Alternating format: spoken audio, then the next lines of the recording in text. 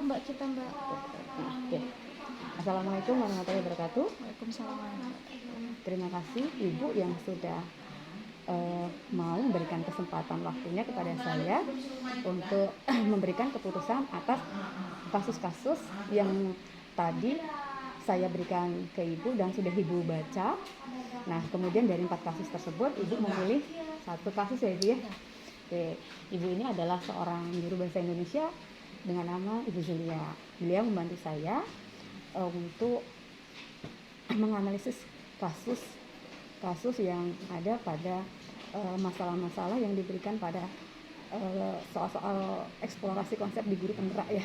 Nah, pada kasus tadi yang Ibu pilih adalah kasus Pak Dodi. Iya, Pak Dodi. Kayak dari kalau saya boleh mengulang kembali dari kasus tadi, Pak Dodi ini adalah seorang guru yang profesional, di mana Pak Dodi mengajar di kelas itu dengan baik ya. Tapi Pak Dodi punya kekurangan. Kekurangan Pak Dodi tadi ada 3. Ya, yang pertama berkaitan dengan pengelolaan emosi. Ya, yang kedua integritas, dan kemudian yang ketiga tentang manajemen waktu. Di pengelolaan emosi ini Pak Dodi lebih sering ya marah di kelas ketika siswa menghadapi masalah-masalah yang terjadi di kelas gitu kan bersama siswa gitu. Kemudian yang kedua masalah manajemen waktu, di mana Pak Dodi ini sering lalai dalam membuat RPP, suka terlambat, kemudian menulis soal juga begitu ya, sering terlambat, dan pengumpulan soal yang tentunya. Dan terakhir adalah pengisian rapor, dia suka terlambat. Nah, kemudian yang terakhir terkait integritas, ketika dipercaya menjadi bendara, Pak Dodi ini melakukan penyelewengan dana dengan membuat laporan atau memanipulasi laporan gitu kan. Nah, dari kasus itu Bu, saya minta pandangan Ibu ketika Pak Dodi dipecat. Nah, kemudian atau diberhentikan dari yayasan. Nah, di situ Pak Dodi meminta kepada kepala sekolah apabila suatu saat ada sekolah yang membutuhkan, maka Pak Dodi menginginkan kepala sekolah memberikan rekomendasi yang baik gitu atas kinerjanya yang lama. Nah, berdasarkan kasus tersebut, apa tanggapan Ibu terhadap, kalau Ibu jadi kepala sekolah ya, keputusan apa yang akan Ibu berikan? Keputusan apa yang akan Ibu berikan terkait kasus Pak Dodi tersebut? Bagaimana Bu? Silakan. Ya, saya jawab ya Bu ya. Ya.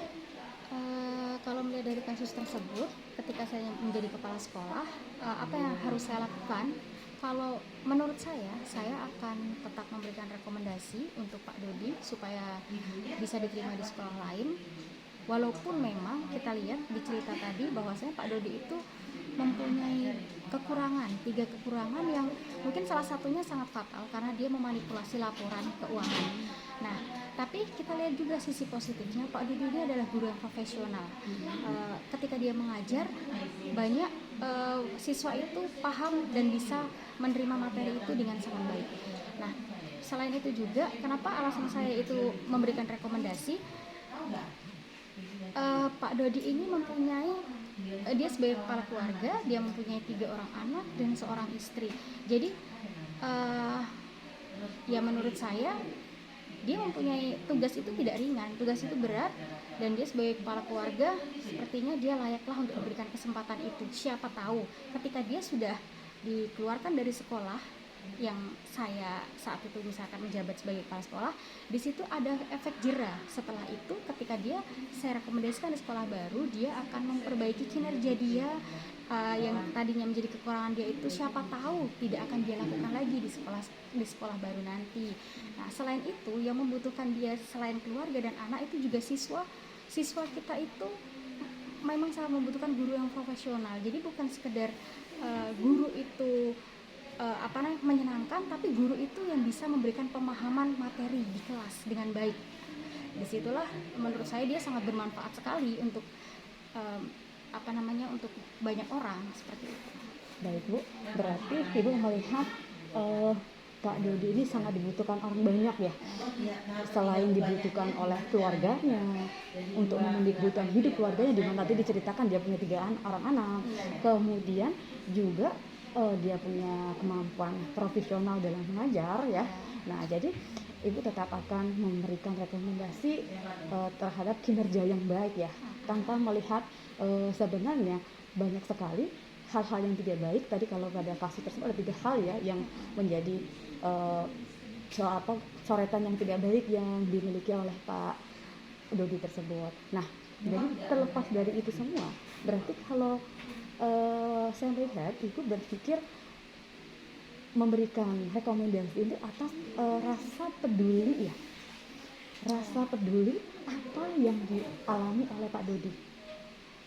Arti pedulinya gini, pertama banyak orang yang membutuhkan dia, yaitu siswa gitu kan. Yang kedua, ibu peduli dengan keluarganya. Ya, terlepas sebenarnya seharusnya kalau kita lihat, kalau kita mau merujuk kepada aturan, nah sebenarnya Pak Dodi ini sudah melakukan kesalahan ya, tapi ibu tidak melihat itu. Ibu menggunakan rasa peduli ibu untuk memutuskan memberikan rekomendasi. Karena dalam pembelajaran kan juga ada yang namanya hukuman. Siapa tahu dengan dia dikeluarkan itu adalah suatu hukuman untuk dia, cambukan untuk dia kemudian akan berbuat jauh lebih baik lagi, dan kita berharapnya dia tidak akan mengulangi kesalahannya lagi karena dia sudah pernah mendapatkan hukuman, dikeluarkan dari sekolah lama seperti itu. Itu sih alasan saya untuk memberikan kesempatan. Baik Ibu, jadi kalau saya bisa menyimpulkan dalam menghadapi ini sebenarnya antara dilema ya, dalam menghadapi dilema yang memberikan dimana Anda sebagai ibu, sebagai kepala sekolah melakukan menurut itu hal yang terbaik bila memberikan dari sisi kemanusiaan, itu yang terbaik ya, yaitu memberikan rekomendasi ya. Namun dari sisi aturan itu adalah hal yang kurang baik ya, melanggar aturan.